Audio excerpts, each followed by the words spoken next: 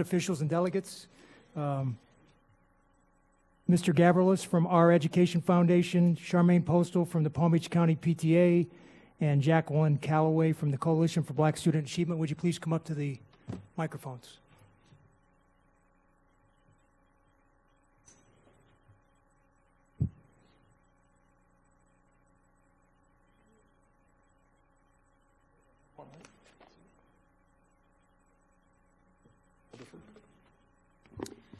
Good afternoon. My name is Jacqueline Calloway. I'm the Vice Chair of the Coalition for Black Student Achievement. As of February 5th, 2019, 1,635 students in this district had been labeled as emotionally behaviorally disorder. Out of that number, 800 were Black. Why is this so? Is it an unfortunate coincidence, or does it reveal underlying systemic educational malpractices for our Black students? As of February 5th, 2019, 5,180 students had been labeled as having an intellectual disability, or IND. Of this number, 2,102 are Black. This simply cannot be accurate. It defies common sense that 40% of these students are Black. Are you aware of this data? The most recent data, as reported in the October 2017 Survey 2, 2018 was not available.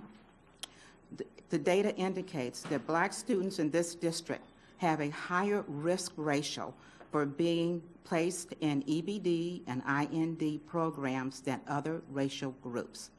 A risk ratio of 1 means that the group's risk is the same as others. Anything over 1 means that the group is at a higher risk of being placed in ESE programs than other racial groups. Using the state's risk ratio metrics, Black students in this district are being placed at a risk ratio of 2.17 in the intellectually disabled program and 2.72 in the behavior and emotional disabled programs. This is compared to the state, where the risk ratios for Black students placed in IND is at 1.98 and for EBD 2.10. Now, a reasonably reflective person cannot look at these numbers without considering that they must be viewed through the lens of implicit bias and maybe at times outright racial discrimination. To do so would be willfully ignorant of the current educational environment that Black students face daily and its future disruptive impact on their lives. When I last spoke to this board, I presented to you a list of action items that the Coalition feels this district needs to take. It included the elimination of practices that have an adverse impact on Black students' access to a meaningful and quality education, devoid of racial bias, but rather have one that affords them an opportunity that is equitable as students move through this system, and one that prepares them to enter post-high school job market and college with an equitable opportunity to succeed. The Coalition wants this board to conduct serious examination of the following issues. Examine the reasons why school psychologists are labeling Black students as EBD and IND in such disproportionately high numbers as compared to other racial groups and to the state. Examine matters having to do with Black students being referred by schools to EBD and IND programs. Make a determination on whether the school IEP practices are conducted in an efficacious manner and with fidelity, so as not to subject Black students to discriminatory practices as they pertain to ESE placement. And finally, let me move here. Investigate why Black students have an inordinately high risk ratios for being placed in the EBD programs and IND programs. This data keeps me up at night. I can hardly sleep, and it should be the same for you. Thank you. Thank you. Mr. Gavrilis. Thank you. Thank you, Chairman Barbieri, Superintendent Dr. Fenoy.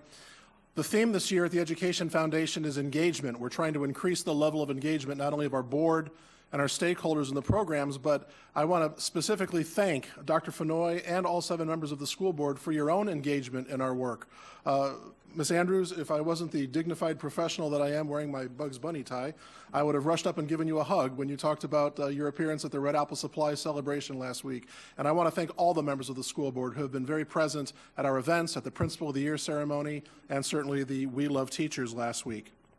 We have our Distinguished Alumni Award coming up just in 2 weeks on March 7th at the Convention Center, where we, the Ed Foundation, single out one of our Palm Beach County public school graduates who has gone on to greater success. This year we're honoring graduate of Boca Raton Community High School, head coach Mark Richt. We're also honoring Jerry Smith, the CEO of Office Depot. I shared some information with you a couple of weeks ago, and I'm going to wait for the big announcement when Mr. Smith is present. But let's just say Office Depot is sending truckloads of things to Red Apple Supply this year, not pallets, truckloads. Speaking of Red Apple Supply, last year, in that entire year, academic year, we passed out $270,000 of school supplies, as you've heard me say repeatedly. Yesterday, we hit $284,000. So only halfway through the year, we've already surpassed last year's total, and I believe by the end of the year, we will have distributed roughly $400,000 of school supplies to our teachers. As you've heard me say repeatedly, in 8 years, we will be serving every school in the district. Finally, I'll make it very brief tonight, but in the immortal words of the philosopher W.C. Fields, always leave them asking for more. I am very pleased to announce that just last week we were informed by the Jim Moran Foundation that they have awarded a grant of $100,000 to the Education Foundation specifically for teacher training. And I just want to thank the Jim Moran Foundation, Melanie Burgess, Ms. Moran, and all of those amazing people at the Jim Moran Foundation for their commitment to public education, their confidence in the Education Foundation, and their belief and hope that we can continue training our teachers to give them the skills they need to succeed. Ladies and gentlemen, we are your Education Foundation, serving the needs of the schools, teachers, and students, and the finest school district in the state of Florida. Thank you. Thank you, Mr. Gavalis.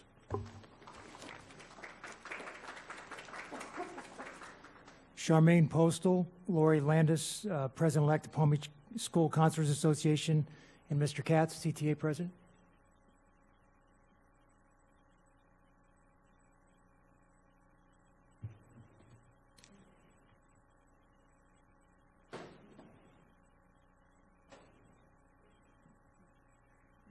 Sorry, I'm a little bit nervous.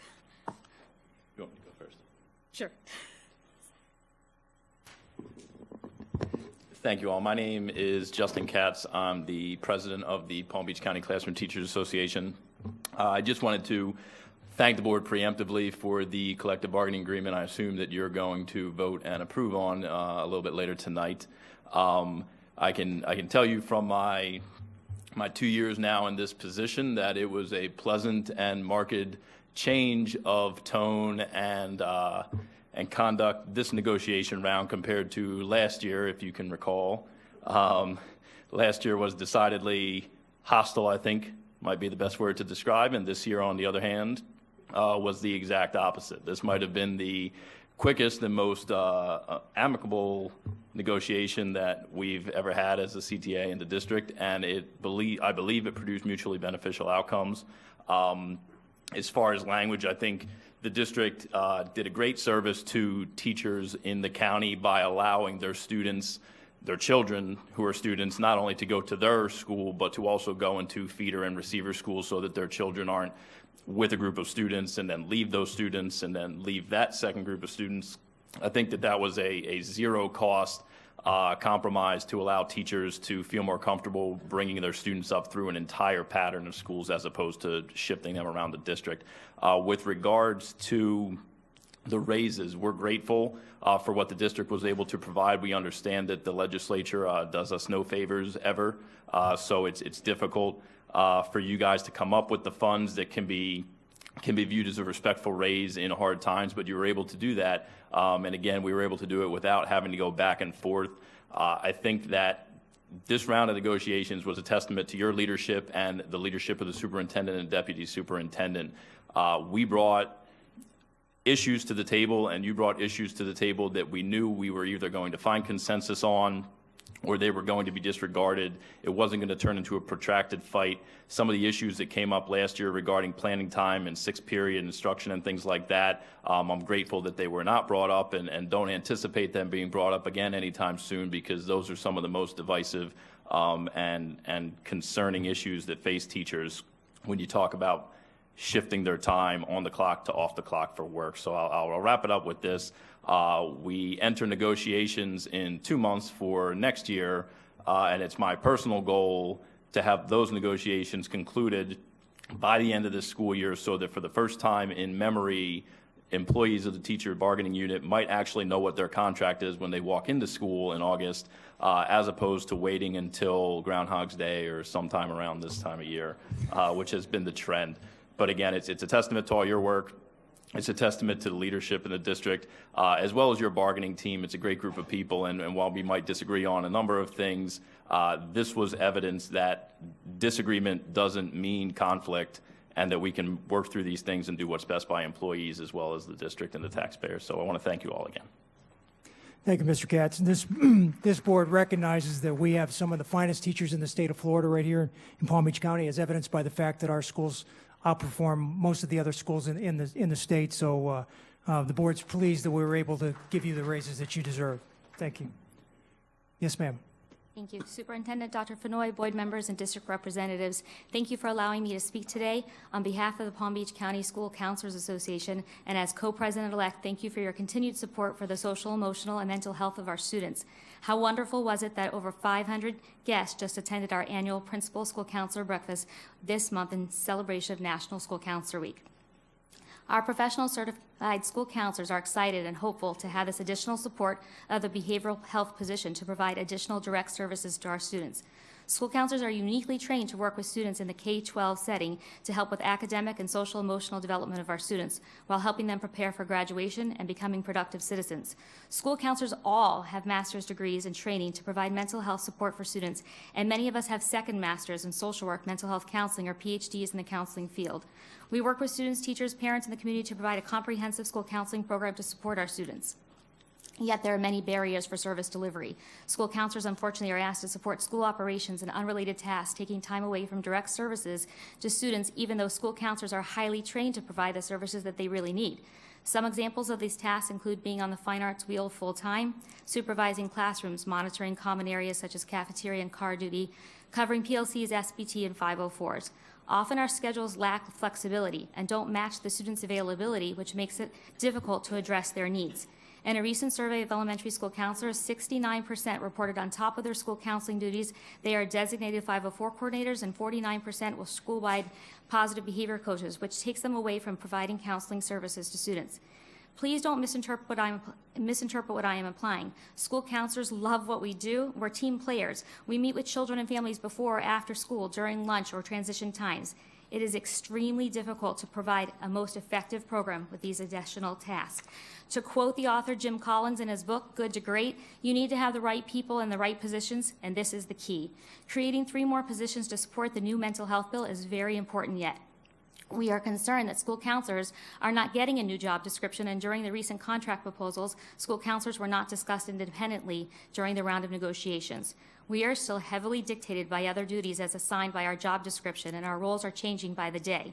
This is a concern that with the creation of this new position, our efforts as certified school counselors will be steered into school operations and supervising classrooms, or to perform unrelated tasks to the essential role of the proven school counselor.